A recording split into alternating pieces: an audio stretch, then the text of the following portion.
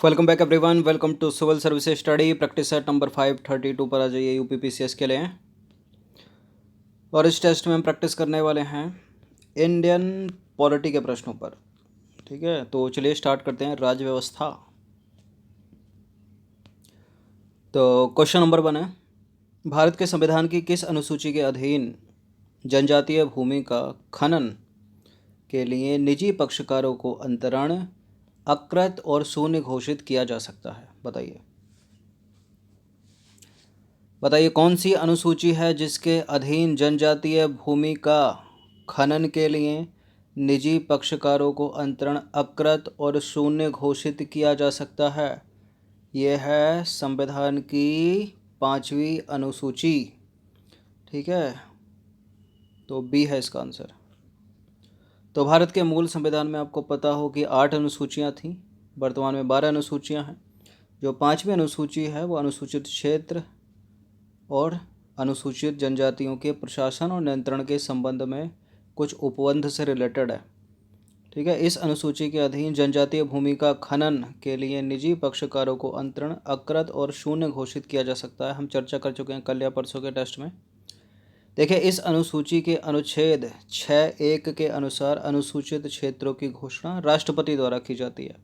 ठीक है, इस सूची के अनुच्छेद 6(2) के अनुसार राष्ट्रपति संबंधित राज्य के राज्यपाल के परामर्श से उस राज्य के अनुसूचित क्षेत्र में वृद्धि या पुनः परिभाषित कर सकते हैं। ठीक है, भारत का राष्ट्रपति। क्वेश्चन नंबर 2 पर आ जाइए। भारत के संविधान में 5वीं अनुसूची और 6ठी अनुसूची के उपबंध निम्नलिखित में से किस लिए किए गए हैं? बताइए। अनुसूचित जनजातियों के हितों के संरक्षण के लिए। ठीक है, ऑप्शन नंबर ए है इसका आंसर। तो भारत के संविधान में वर्तमान में जो है कुल 12 अनुसूचियां हैं। संविधान की 5वीं अनुसूची अनुसूचित क्षेत्रों, अनुसूचित जनजातियों के प्रशासन के बारे में उपबंध करती है। 6ठी अनुसूची असम, मेघालय, त्रिपुरा और मिजोरम राज्यों में जनजातीय क्षेत्रों के प्रशासन का प्रावधान करती है। मोस्ट इंपॉर्टेंट है, बड़ा पूछते हैं इस प्रश्न को कि संविधान की 6ठी अनुसूची में निम्नलिखित में से किस राज्य के संबंध में उपबंध नहीं है? ठीक है, तो मेघालय है, मिजोरम है, लेकिन मणिपुर नहीं है इसमें। ये चीज़ याद रखना, मणिपुर रखा के बहुत गलत कराते हैं एग्जामिनर प्रश्न को विद्यार्थियों के द्वारा। ठीक है, तो मिजोरम है, मेघालय है, त्रिपुरा है, असम है, 4 है, मणिपुर नहीं है। ठीक है, मूल संविधान में केवल 8 अनुसूचियां थी, ये तो पता ही चल गया होगा आपको। अच्छा, पहली अनुसूची यानी 9वीं अनुसूची किस संविधान संशोधन के द्वारा जोड़ी गई? मतलब पहली नहीं, जो संशोधन में 9वीं अनुसूची जोड़ी गई वो प्रथम संविधान संशोधन के द्वारा जोड़ी गई, याद रखना उस चीज़ को भी। क्वेश्चन नंबर 3 पर आ जाइए। पंचायत अधिनियम 1996 के अंतर्गत समाविष्ट क्षेत्रों में ग्राम सभा की क्या भूमिका या शक्ति है? ग्राम सभा के पास अनुसूचित क्षेत्रों में भूमि का हस्तांतरण रोकने की शक्ति होती है। ग्राम सभा के पास लघु वनोपज का स्वामित्व होता है क्या? अनुसूचित क्षेत्रों में किसी भी खनिज के लिए खनन का पट्टा अथवा पूर्वेक्षण लाइसेंस प्रदान करने हेतु ग्राम सभा की अनुशंसा आवश्यक होती है क्या? बताइए। बिल्कुल अनुशंसा आवश्यक होती है। और ग्राम सभा के पास लघु वनोपज का स्वामित्व भी होता है। ग्राम सभा के पास अनुसूचित क्षेत्रों में भूमि का हस्तांतरण रोकने की शक्ति भी होती है। ठीक है, सारे के सारे एकदम करेक्ट हैं, डी है इसका आंसर, उपरोक्त सभी। तो देखिए, पंचायत अधिनियम 1966 के अंतर्गत पंचायत अनुसूचित क्षेत्रों में विस्तार अधिनियम 1996 के अंतर्गत समाविष्ट क्षेत्रों में ग्राम सभा के पास अनुसूचित क्षेत्रों में श्रमिक हस्तांतरण रोकने की शक्ति होती है तथा इसके पास जो है लघु वनोपज का स्वामित्व होता है।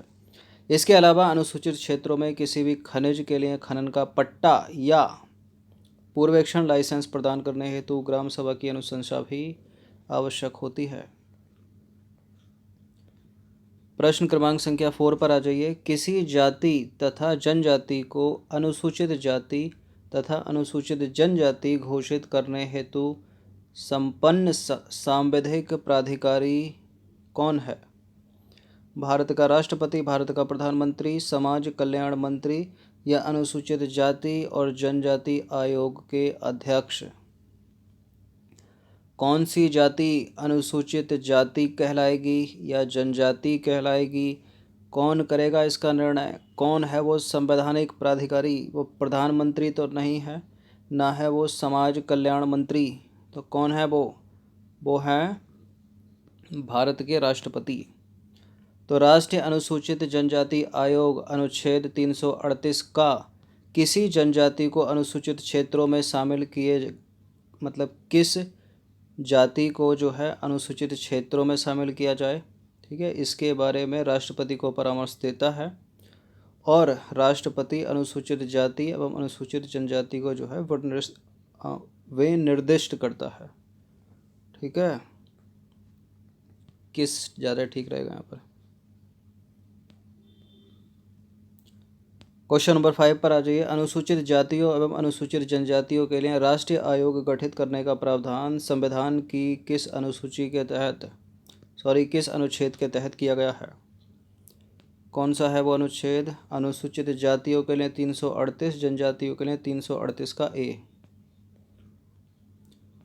तो 89वें कॉन्स्टिट्यूशन अमेंडमेंट 2003, ठीक है, 89वां संविधान संशोधन अधिनियम 2003 के द्वारा अनुसूचित जाति के लिए भारतीय संविधान के अनुच्छेद 338 के तहत राष्ट्रीय आयोग एवं अनुसूचित जनजाति के लिए अनुच्छेद 338 का या ए के तहत जो है राष्ट्रीय आयोग की स्थापना की गई।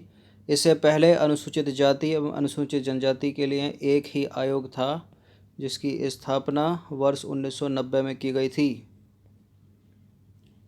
क्वेश्चन नंबर 6 पर आ जाइए। संविधान की किस अनुसूची के तहत जनजातीय सलाहकार परिषद के गठन का प्रावधान किया गया है? संविधान की किस अनुसूची के तहत किया गया है?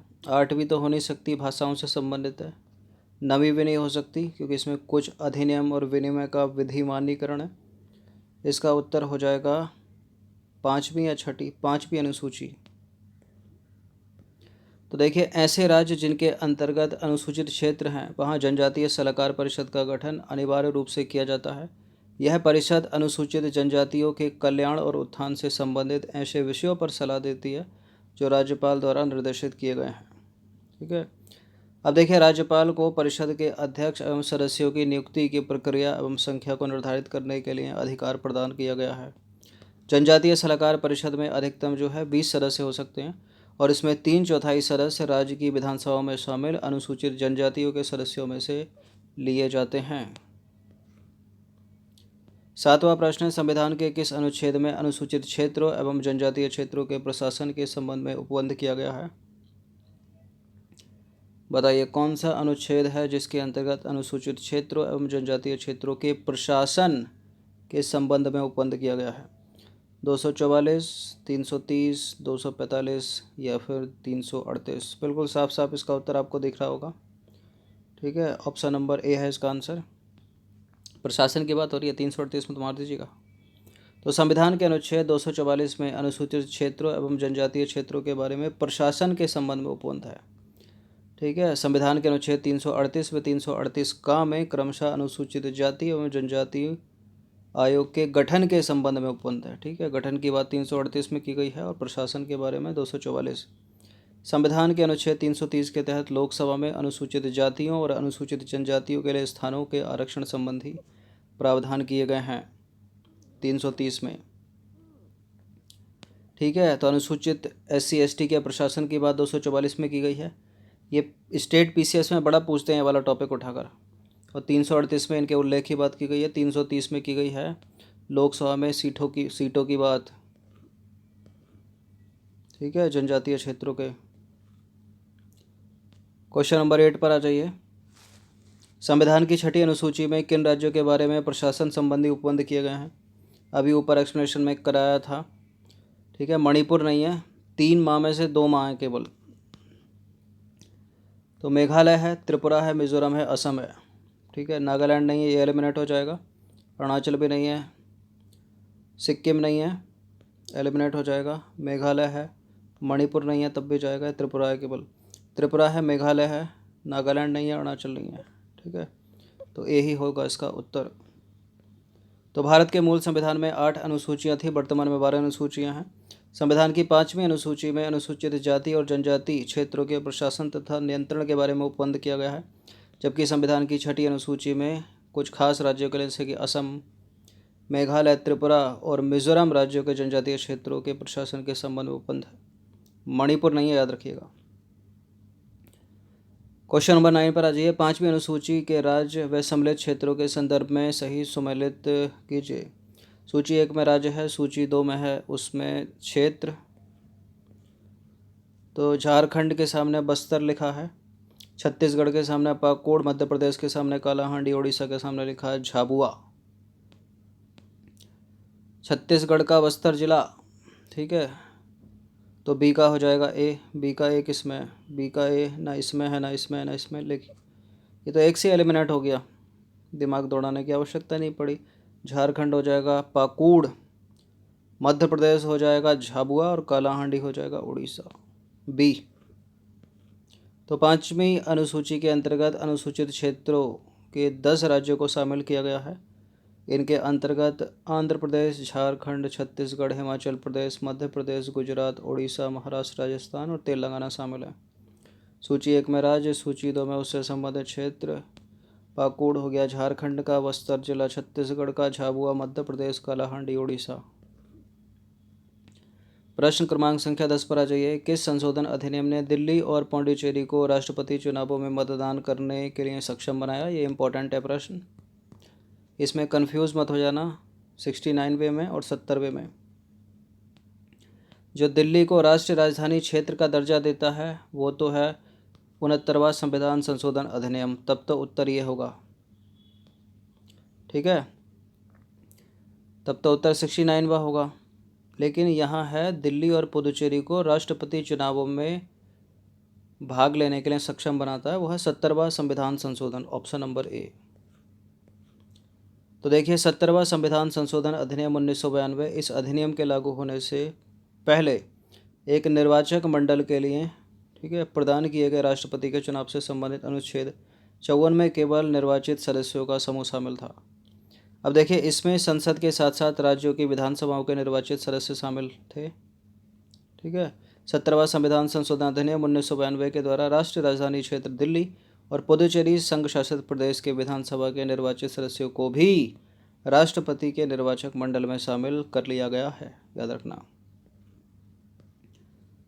क्वेश्चन नंबर 11 पर आ जाइए। निम्नलिखित राज्यों में से किसके लिए संविधान के अनुच्छेद 371 के अंतर्गत विशेष प्रावधान किया गया है? देखिए 370 में तो वो जम्मू कश्मीर के बारे में था, हटा दिया गया, ठीक है। 371 में है महाराष्ट्र गुजरात के बारे में। इसमें भी कई सारे क्लॉज दे रखे हैं, 371 का ए, बी, सी, डी, ई, एफ, जी, इस तरह से। तो संविधान के अनुच्छेद 371 के अंतर्गत महाराष्ट्र और गुजरात राज्यों के संबंध में कुछ उपबंध है, ठीक है।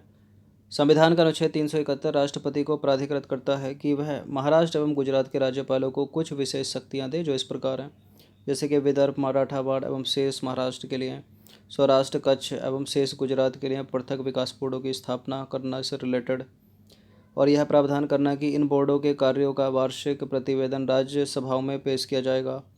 उक्त वर्णित क्षेत्रों में विकास व्यय हेतु निधियों का साम्यतापूर्ण आवंटन करना, ठीक है, इस तरह से कुछ प्रावधान है। और उक्त वर्णित सभी क्षेत्रों में तकनीकी शिक्षा एवं व्यावसायिक प्रशिक्षण के लिए पर्याप्त सुविधा उपलब्ध कराने की उचित व्यवस्था करना, ये सब। देखिए 370 अनुच्छेद में जो जम्मू कश्मीर के बारे में प्रावधान थे ना, वो बहुत ज़्यादा थे, पूरा अलग दर्जा था, इसलिए हटा दिया गया वो। इन राज्यों में प्रावधान हैं उतने नहीं हैं, ठीक है, खाना बदोश टाइप के छोटे छोटे हैं, इसलिए अभी तक चल रहे हैं। फिर भी कुछ हटाया गया, जैसे गोवा के संबंध में कोई कुछ प्रावधान था, उसको जो है हटा दिया गया है। 12वें प्रश्न पर आ जाइए। भारत के संविधान के अनुच्छेद 371 खा में यानी 371B में निम्नलिखित में से किस राज्यों के संबंध में उपबंध है? तो 371A में तो नागालैंड है, बी में क्या है? असम है, ठीक है, असम। तो भारतीय संविधान के भाग 21 के तहत अस्थायी संकरणकालीन और विशेष उपबंधों के अंतर्गत 371 बी में यानी खा में असम राज्य के लिए विशेष उपबंध है। इसी तरह से बनते हैं प्रश्न इसमें, ठीक है। पूछ लेते हैं कि 71 के ए में क्या, बी में क्या, कौन सा राज्य है मतलब, और उतना डीप नहीं पूछता अंदर वाला। क्वेश्चन नंबर 13 पर आ जाइए। भारतीय संविधान के किस अनुच्छेद में विभिन्न राज्यों से संबंधित विशिष्ट प्रावधान किए गए हैं? तो ये तो जम्मू कश्मीर का था, हट गया अब, तो इसी में ही है वो 371 वाले में ABCD। तो संविधान के अनुच्छेद 371, ठीक है, 371A से लेकर या का से लेकर जो है झा तक प्रावधान है, ठीक है। 371 के साथ 371 के ए से लेकर झा तक या का से लेकर झा तक। 371 में तो गुजरात महाराष्ट्र है, ठीक है। इसके बाद का में नागालैंड, फिर खा में असम, फिर गा में मणिपुर, घा में आंध्र प्रदेश, इस तरह से सिक्किम है, आ गया मिज़ोरम है, अरुणाचल प्रदेश है, गोवा राज्यों के संबंध में जो है उपबंध किया गया है। कुछ उपबंध हटा दिए गए हैं, जैसे कर्नाटक था तो उससे उपबंध हटा दिया गया है, गोवा से भी हटा दिया गया लगभग, ठीक है। लेकिन याद रखना फिर भी किस में क्या है। चलिए क्वेश्चन नंबर 14 पर आ जाइए। निम्नलिखित कथनों पर विचार करेंगे। पहला स्टेटमेंट है, लक्षद्वीप को मिनिकॉय नाम से जाना जाता है। दिल्ली का गठन 1956 में हुआ था और 69वां संविधान संशोधन 1992 में हुआ था। दिल्ली पुलिस दिल्ली सरकार के नियंत्रण में आती है। गलत ढूंढना अपने को। देखिए, दिल्ली पुलिस केंद्र सरकार के नियंत्रण में आती है, मतलब गृह मंत्रालय के, केंद्रीय गृह मंत्रालय के। 69वां संविधान संशोधन 1992 में नहीं हुआ था, 1991 में हुआ था। गलत है तीसरा वाला स्टेटमेंट भी। दिल्ली का गठन 1952 में हुआ था। गलत है दूसरा वाला भी। लक्षद्वीप को मिनिकॉय नाम से जाना जाता है, पहला वाला सही है केवल। तो गलत चूँकि ढूंढना है अपने को, तो पहला सही है तो ये नहीं होगा, ये भी नहीं होगा, तो 2, 3, 4 इसका आंसर हो जाएगा सी। तो देखिए, वर्ष 1991 में 69वां संविधान संशोधन हुआ था, ठीक है। केंद्र शासित प्रदेश दिल्ली को विशेष स्थिति प्रदान की गई। इसके तहत इसे राष्ट्रीय राजधानी क्षेत्र दिल्ली नाम दिया गया तथा उपराज्यपाल को दिल्ली का प्रशासक नियुक्त किया गया। दिल्ली का गठन वर्ष 1952 में हुआ था।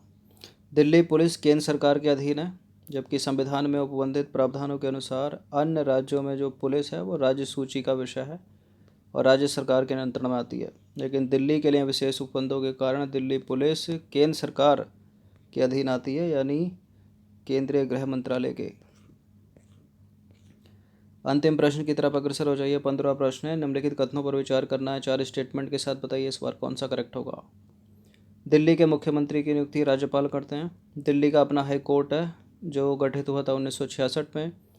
दिल्ली में लोकसभा सीटों की संख्या 6 है, राज्यसभा सीटों की संख्या 2 है। दिल्ली के बारे में संविधान के अनुच्छेद 239 AA में विशेष उपबंध है। दिल्ली के बारे में संविधान के अनुच्छेद 239 AA और BB में विशेष उपबंध है, तो AA में है, दे रखा है तो करेक्ट है। दिल्ली में लोकसभा सीटों की संख्या 7 है, ये पता होना चाहिए आपको नंबर में, और राज्यसभा की सीटों की संख्या 3 है, ठीक है। और विधानसभा सीटें कितनी हैं? 70। ये तो याद ही हो गई होगी। लोकसभा भी याद रखना, राज्यसभा भी याद रखना। गलत हो गए अपने 3, 4, मतलब तीसरा गलत हो गया, चौथा तो सही है। दिल्ली का अपना हाई कोर्ट है जो गठित होता है 1966 में, ये सही है। दिल्ली के मुख्यमंत्री की नियुक्ति राष्ट्रपति करते हैं, राज्यपाल नहीं। गलत है पहला। तो सही ढूंढना था, तो पहला तो गलत, ठीक है, ये वाला भी गलत, ये सही, तो दूसरा और चौथा सही हो रहा है क्या ऑप्शन में दूसरा चौथा? है सी। तो दिल्ली के मुख्यमंत्री की नियुक्ति राष्ट्रपति के द्वारा की जाती है, राज्यपाल के द्वारा नहीं। और अन्य मंत्रियों की नियुक्ति राष्ट्रपति मुख्यमंत्री की सलाह पर करते हैं। मंत्री राष्ट्रपति के प्रसाद अपने पद पर बने रहते हैं। दिल्ली में लोकसभा सीटों की संख्या 7 है, 7, और राज्यसभा सीटों की संख्या कितनी है? 3 है। और दिल्ली विधानसभा सीटों की संख्या कितनी है? 70 है, ठीक है। तो लोकसभा की 7 हैं, राज्यसभा की 3 और विधानसभा की 70। ये सीटों से लेकर रिलेटेड प्रश्न भी जो है यूपी PCS में पूछे गए हैं पिछले 12-15 वर्षों में। मैच करने के लिए पूछ लेता है अधिकतर, ठीक है। राज्यसभा से पूछ लेता है कि लोकसभा की तो अधिकतर याद ही रहती है, राज्यसभा की कोई नहीं पढ़ता। तो 15 प्रश्न थे ये। अनुसूची वाला सेक्शन था। ठीक है, इससे बनते हैं प्रश्न, इसको पढ़ लीजिएगा 1 से 2 बार। धन्यवाद।